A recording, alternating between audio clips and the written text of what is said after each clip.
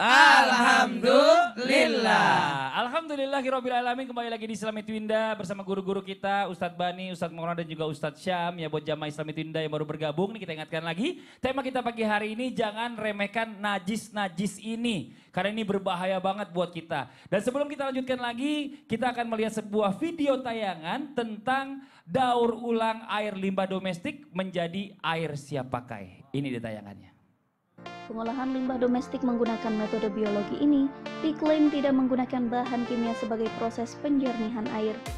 Namun, Hendro menggunakan pembudidayaan bakteri mikroba yang disimpan di rumah mikroba atau biasa disebut biocort. Kemudian, diberi proses respirasi atau oksigen melalui pipa-pipa yang berisi udara, lalu mikroba berkembang dan memakan sendiri beban pencemaran yang ada di air limbah domestik tersebut. Hendro sengaja menciptakan instalasi tersebut untuk menurunkan pencemaran air yang berasal dari kegiatan mandi dan cuci warga yang selama ini dibuang langsung ke sungai. Nah ini dia yang mau kita bahas. Mungkin banyak juga sebagian jemaah yang ada di rumah ini memakai atau mengkonsumsi air ini. Nah ini kan dari limbah yang kotor, yang ada najis, yang segala macam, yang warnanya mungkin udah keruh dan lain-lain. Nah tapi setelah diolah nih Ustadz Bani, ini warnanya itu kembali lagi normal. Semuanya segala sesuatunya juga tidak berbau dan juga mungkin apa ya, boleh dibilang kayaknya sudah bersih dari kuman kayaknya insya Allah. Ini bagaimana, tetap najis atau tidak nih? Mohon izin penjelasannya. Mohon izin Ustaz Maulana, Ustaz Syam, Mas Pali dan guru-guru kami dimanapun berada.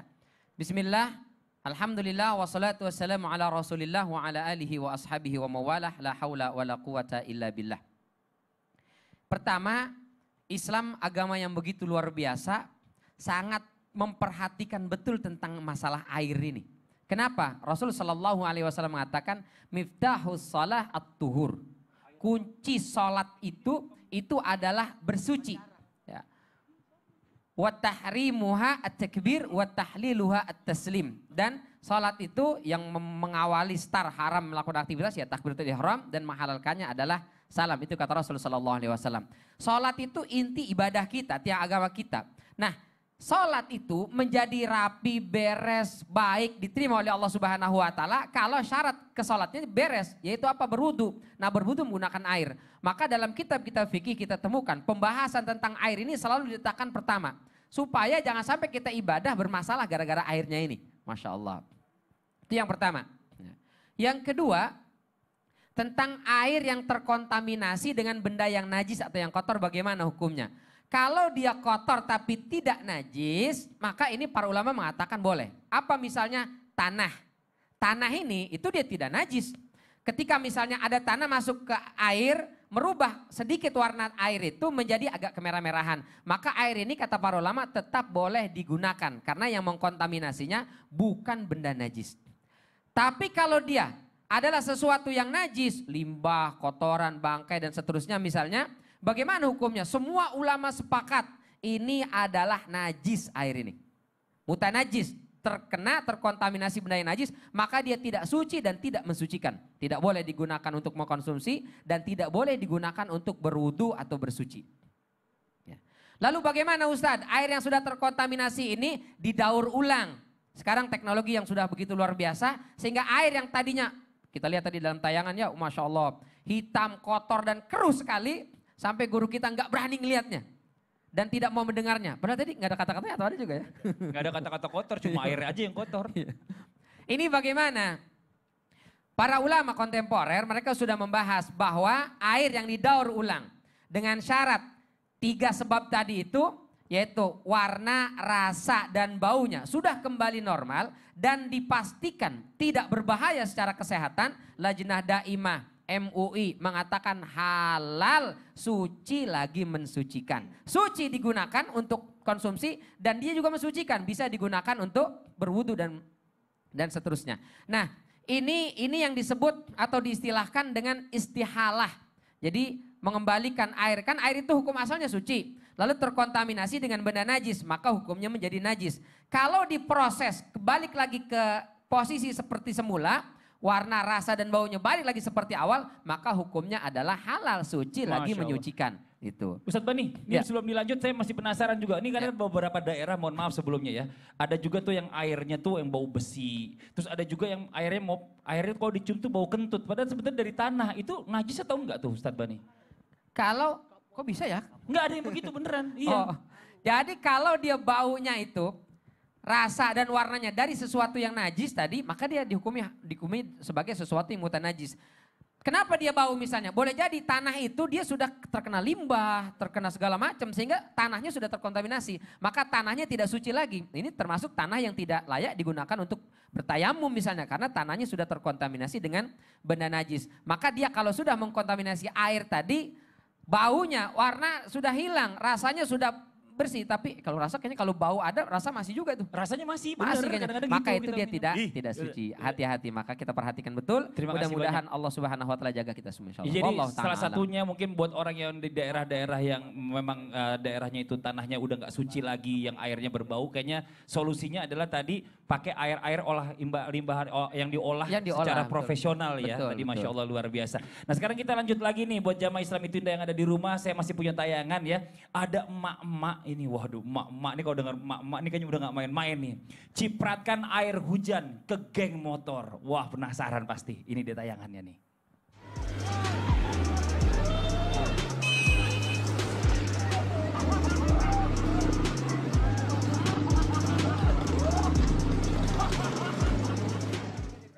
Tapi itu nggak ada yang ngelawan. Geng motornya juga bukan geng motor serem sih, geng motornya agak kecil ya kan. Jadi mamanya main cipretin aja sambil jalan ini. Ini Masya Allah. Nah ini sekarang kita bicara masalah tentang najis lagi kembali nih ya. Ada najis yang menimbulkan keraguan atau bahkan najis ini kadang dianggap remeh tapi malah membahayakan. Nah kita minta balik lagi sama guru kita Ustadz Maulana, mungkin kayak cipratan tadi jangan-jangan ada yang pipis atau apa ya Allah. gitu. Mohon izin, Ustadz Maulana. Iya. Makasih banyak sekali. Apa adanya gitu loh. Ya. Bismillahirrahmanirrahim. Saya langsung praktek aja karena ini durasi kita sangat mepet. Nah, kalau berbicara tentang hati-hati dengan najis yang menimbulkan keraguan. Ada najis yang menimbulkan keraguan, tapi banyak orang menganggap remeh. Contoh nih, yang di rumah. Aku suka bersih-bersih. Aku tidak suka kalau ada asap debu masuk ke rumah. Maka dia biasanya apa tuh? Nyiram-nyiram pakai air got. Iya. Aduh. Itu sama saja menebarkan najis di jalanan. Oh. Kasihan orang yang mau ke masjid. Kena itu, ya Allah. Kalau yang tadi di tayangan, itu masih aman. Karena itu air hujan, kena tanah. Tadi sudah dijelasin sama Ustaz Bani. Jadi aman. Tapi yang tidak aman, jikalau benar-benar air got kan air najis. Iya, Terus kotoran Anda itu. naikkan ke nyiram-nyiram ke jalanan. Ini luar biasa loh pakai itu tuh. Bekas kaleng cet. Iya. Ya Allah. Pakai ini lagi pakai kayu gitu ya kan. Serok. Pengalaman banget kayaknya Mas Fadli nih. Lagi lewat kecipratan. Wah gitu ya. Ada lagi nih, mohon izin harus saya sampaikan. Nah, ketika yang diremehkan buang air kecil. Iya. Ini makanya Islam kalau saya buang air kecil ataupun pasti di kamar mandi karena harus buka, takutnya kena kebercetan. Oh, Masya Kadangkala ada asap-asapnya gitu. Asap, uap. Uapnya gitu. Cipratan. Iya, ke celana kita. Maka ini hati-hati. Harus dibersihkan. Minimal hukmiyah karena tidak kelihatan. Maka diambil air. Kemudian diginiin. Tadi habis pipis Ustaz. Iya juga sih. Sekalian bersihin sekarang. Kemudian alas kaki nih. Kalau alas kaki, mohon maaf, kadangkala nempel. Di bawah. Di bawah. Iya. Maka itu cuma digosok-gosok aja di tanah sampai hilang. Gimana ya gosoknya gitu Ustaz? Agak aneh ya. Mohon izin ada lagi nih, mohon maaf. Pakaian wanita. Oh, yang mana nih?